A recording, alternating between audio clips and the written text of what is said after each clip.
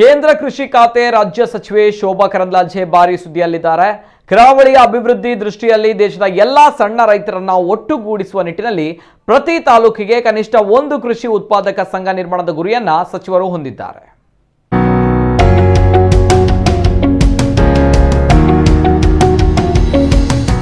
ಹೌದು, ಪುತ್ತೂರಿನಲ್ಲಿ ಮಾತನಾಡಿದ ಶೋಭಾ ಕರಂದ್ಲಾಜೆ, ಭಾರತ ಸಣ್ಣ ರೈತರನ್ನೇ ಹೊಂದಿರುವ ದೇಶವಾಗಿದ್ದು ದೇಶದ ಎಲ್ಲ ರೈತರನ್ನ ಒಟ್ಟುಗೂಡಿಸುವ ನಿಟ್ಟಿನಲ್ಲಿ ಪ್ರಧಾನಿ ನರೇಂದ್ರ ಮೋದಿ ಕೃಷಿ ಉತ್ಪಾದಕ ಸಂಘವನ್ನ ಆರಂಭಿಸಲು ಸೂಚಿಸಿದ್ದಾರೆ.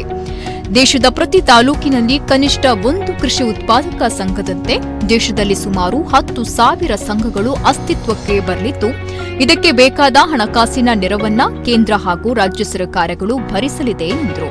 ಇನ್ನು ಕೃಷಿ ಬಜೆಟ್ ಹೊರತುಪಡಿಸಿ ಕೃಷಿಯ ಮೂಲಭೂತ ವ್ಯವಸ್ಥೆಗಾಗಿಯೇ ಕೇಂದ್ರ ಸರ್ಕಾರ ಹೆಚ್ಚುವರಿ 1 ಲಕ್ಷ ಕೋಟಿ ರೂಪಾಯಿಗಳನ್ನು ತೆಗೆದಿರಿಸಿದ್ದು, ಕೃಷಿಯ ಮೂಲಭೂತ ವ್ಯವಸ್ಥೆಗಳಿಗಾಗಿ ಈ ಹಣ ವಿನಿಯೋಗಿಸಲಾಗುತ್ತೆ ಅಂತ ಹೇಳಿದ್ದಾರೆ.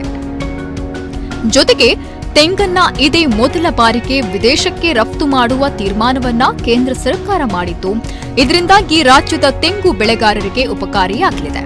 ತೆಂಗಿನ ಎಣ್ಣೆ ಸೇರಿದಂತೆ ವಿವಿಧ ಉತ್ಪನ್ನಗಳು ಇನ್ನು ವಿದೇಶಕ್ಕೆ ರಫ್ತಾಗಲಿದೆ ಎಂದ ಸಚಿವರು, ತೆಂಗು ಮಂಡಳಿಯ ಅಧ್ಯಕ್ಷನು ತೆಂಗು ಬೆಳೆಗಾರನೇ ಆಗಲಿದ್ದಾನೆ.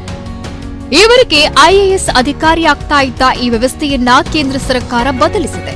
ಕರಾವಳಿ ಭಾಗದ ಪ್ರಮುಖ ಬೆಳೆಯಾದ ಅಡಿಕೆಗೆ ಇದೀಗ ಮಾರುಕಟ್ಟೆಯಲ್ಲಿ ಉತ್ತಮ ಬೆಲೆಯಿದ್ದು, ವಿದೇಶಗಳಿಂದ ಅಡಿಕೆ ಆಮದನ್ನ ನಿಷೇಧ ಮಾಡಿದ ಪರಿಣಾಮ ಈ ಬೆಲೆ ಏರಿಕೆಗೆ ಕಾರಣವಾಗಿದೆ ಎಂದ ಅವರು, ಮುಂದಿನ ದಿನಗಳಲ್ಲಿ ವಿದೇಶಗಳಿಂದ ಅಡಿಕೆ ಆಮದಾಗುವ ಸಾಧ್ಯತೆಯನ್ನ ಇದೇ ಸಂದರ್ಭದಲ್ಲಿ ಹೇಳಿದ್ದಾರೆ. ಅಡಿಕೆ ಬೆಳೆಗಾರರ ಪ್ರಮುಖ ಸಮಸ್ಯೆಯಾದ ಹಳದಿ ರೋಗ ತಡೆಯುವ ನಿಟ್ಟಿನಲ್ಲಿ ಸಂಶೋಧನೆಯನ್ನ ನಡೆಸಲು ಕೇಂದ್ರ ಸರ್ಕಾರ ಚಿಂತನೆ ನಡೆಸಿದ್ದು, ಹಳದಿ ರೋಗ ತಡೆಗಟ್ಟಲು ಯಾವ ರಾಸಾಯನಿಕ ಬಳಸಬೇಕು ಎನ್ನುವ ನಿಟ್ಟಿನಲ್ಲೂ ಸಂಶೋಧನೆಗಳು ನಡೆಯಲಿದೆ ಎಂದರು. ಇವತ್ತು ದೇಶದ ಪ್ರಧಾನಿಯಾಗಿ ಇಡೀ ದೇಶದ ರೈತರ ಆದಾಯವನ್ನ ಇಮ್ಮಡಿಗೊಳಿಸಬೇಕನ್ನುವಂತ ಒಂದು ಛಲದಿಂದ ಅವರು ಹೊರಟಿದ್ದಾರೆ. 2013 ಮತ್ತು 2014ರಲ್ಲಿ ಈ ದೇಶದ ರೈತರ ಬಜೆಟ್ 23,000 ಕೋಟಿ ರೂಪಾಯಿ ಇತ್ತು. ಇದು ಇವತ್ತು 460 ಪಟ್ಟು ಹೆಚ್ಚಾಗಿ 1,31,000 ಕೋಟಿ ತನಕ ನಮ್ಮ ಬಜೆಟ್ ಏರಿದೆ. ರಫ್ತು ಮಾಡುವಂತ ದೇಶಗಳ ಪೈಕಿ ಭಾರತ ಇವತ್ತು 9ನೇ ಜಾಗಕ್ಕೆ ಬಂದಿದೆ. ಕಳೆದ 1 ವರ್ಷದ ಅವಧಿಯಲ್ಲಿ ಇಡೀ ಪ್ರಪಂಚದಲ್ಲಿ ಅತ್ಯಂತ ಹೆಚ್ಚು ಆಹಾರ ಉತ್ಪಾದನೆಯನ್ನು ಮಾಡಿದಂಥ ದೇಶ ನಮ್ಮದು. ಆಹಾರ ಧಾನ್ಯ ಮತ್ತು ಕಾಳುಗಳು ಸುಮಾರು 305 ಮಿಲಿಯನ್ ಮೆಟ್ರಿಕ್ ಟನ್ನು, ತರಕಾರಿ ಮತ್ತು ಹಣ್ಣುಗಳು ತೋಟಗಾರಿಕಾ ಬೆಳೆಗಳು 326 ಮಿಲಿಯನ್ ಮೆಟ್ರಿಕ್ ಟನ್ನನ್ನು ಬೆಳೆದಂಥ ದೇಶ ನಮ್ಮದು. ಅತ್ಯಂತ ಹೆಚ್ಚು ಉತ್ಪಾದನವನ್ನು ಐತಿಹಾಸಿಕವಾಗಿ ನಾವು ಮಾಡಿದ್ವಿ. ಇದೊಂದು ಚರಿತ್ರೆ. ಇಲ್ಲಿ ತನಕ ಇಷ್ಟೊಂದು ಗರಿಷ್ಠ ಮಟ್ಟ ಯಾವತ್ತೂ ಆಗಿರಲಿಲ್ಲ. ರೈತರ ಅನುಕೂಲಕ್ಕಾಗಿ ಕಿಸಾನ್ ಸಮ್ಮಾನ್ ಯೋಜನೆ, ಬೆಳೆ ವಿಮೆಯನ್ನು ಸರಳೀಕರಣ ಮಾಡಿರುವಂಥದ್ದು, ಹನಿ ನೀರಾವರಿಗೆ ಪ್ರೋತ್ಸಾಹ ಕೊಡುವಂಥದ್ದು, ಇದೆಲ್ಲವನ್ನು ಕೂಡ ಕೇಂದ್ರ ಸರ್ಕಾರ ರಾಜ್ಯ ಸರ್ಕಾರಗಳ ಮೂಲಕ ಮಾಡ್ತಾ ಇದೆ. ಮುಂದಿನ ದಿನಗಳಲ್ಲಿ ಇದು ಸಣ್ಣ ರೈತರಿರುವಂಥ ದೇಶ. ಸಣ್ಣ ರೈತರನ್ನು ಒಟ್ಟು ಮಾಡೋದಕ್ಕಾಗಿ, ಅವರಿಗೆ ಅನುಕೂಲ ಮಾಡೋದಕ್ಕಾಗಿ 10,000 ಕೃಷಿ ಉತ್ಪಾದಕರ ಸಂಘಗಳನ್ನು ನಿರ್ಮಾಣ ಮಾಡಬೇಕು ಅಂತ ಪ್ರಧಾನಿಯವರ ಸೂಚನೆ ಇದೆ. ಪ್ರತಿಯೊಂದು ತಾಲೂಕಲ್ಲಿ ಕೂಡ ಮಿನಿಮಮ್ ಒಂದು ಕೃಷಿ ಉತ್ಪಾದಕರ ಸಂಘ ಆಗಬೇಕು. ಇದಕ್ಕೆ ಹಣಕಾಸಿನ ನೆರವನ್ನು ಕೇಂದ್ರ ಸರ್ಕಾರ ಮತ್ತು ರಾಜ್ಯ ಸರ್ಕಾರ ಕೊಡ್ತಾ ಇದೆ. ಕೃಷಿ ಮೂಲಭೂತ ಸೌಕರ್ಯಕ್ಕೆ ಬಜೆಟ್ ಅನ್ನು ಹೊರತುಪಡಿಸಿ 1 ಲಕ್ಷ ಕೋಟಿ ರೂಪಾಯಿಗಳನ್ನು ಕೇಂದ್ರ ಸರ್ಕಾರ ಇಟ್ಟಿದೆ.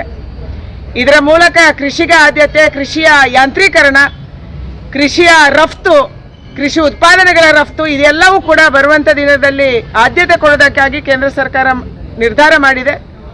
2013-14ನೇ ಸಾಲಿನಲ್ಲಿ ಕೃಷಿಗೆ ಬಜೆಟ್ನಲ್ಲಿ 23,000 ಕೋಟಿ ರೂಪಾಯಿಗಳನ್ನು ಮೀಸಲಿಟ್ಟಿದ್ದು, ಇದೀಗ ಅದರ 460 ಪಟ್ಟು ಜಾಸ್ತಿ ಹಣವನ್ನ ಕೃಷಿಗಾಗಿ ಮೀಸಲಿಡಲಾಗಿದೆ. ಈ ಬಾರಿ 1,31,000 ಕೋಟಿಯನ್ನ ಕೃಷಿಗಾಗಿ ಮೀಸಲಿಡಲಾಗಿದೆ. ಜಾಗತಿಕ ಮಟ್ಟದಲ್ಲಿ ಅತಿ ಹೆಚ್ಚು ರಫ್ತು ಮಾಡುವ ದೇಶಗಳಲ್ಲಿ ಭಾರತ ಈ ಬಾರಿ 9ನೇ ಸ್ಥಾನದಲ್ಲಿದ್ದು, ಕಳೆದ ಸಾಲಿನಲ್ಲಿ ದೇಶ 305 ಮಿಲಿಯನ್ ಮೆಟ್ರಿಕ್ ಟನ್ ಆಹಾರ ಧಾನ್ಯಗಳನ್ನು ಬೆಳೆದಿದ್ರೆ 326 ಮಿಲಿಯನ್ ಮೆಟ್ರಿಕ್ ಟನ್ ತರಕಾರಿ ಹಾಗೂ ಹಣ್ಣುಗಳನ್ನು ಬೆಳೆಯುವ ಮೂಲಕ ಕೃಷಿಯಲ್ಲಿ ಉತ್ತಮ ಸಾಧನೆ ಮಾಡುವ ಮೂಲಕ ಚರಿತ್ರೆ ನಿರ್ಮಿಸಿದೆ ಎಂದರು. ಅಲ್ಲದೆ ಬೆಳೆ ವಿಮೆ ಯೋಜನೆಯನ್ನ ಕೃಷಿಕರಿಗೆ ಮತ್ತಷ್ಟು ಸರಳೀಕರಣ ಮಾಡಲಾಗಿದ್ದು, ಕೃಷಿ ಸಮ್ಮಾನ್, ಹನಿ ನೀರಾವರಿಗೆ ಪ್ರೋತ್ಸಾಹ ಸೇರಿದಂತೆ ಹಲವು ಯೋಜನೆಗಳನ್ನ ಕೇಂದ್ರ ಸರ್ಕಾರ, ರಾಜ್ಯ ಸರ್ಕಾರಗಳ ಮೂಲಕ ಮಾಡ್ತಾ ಇದೆ ಎಂದರು.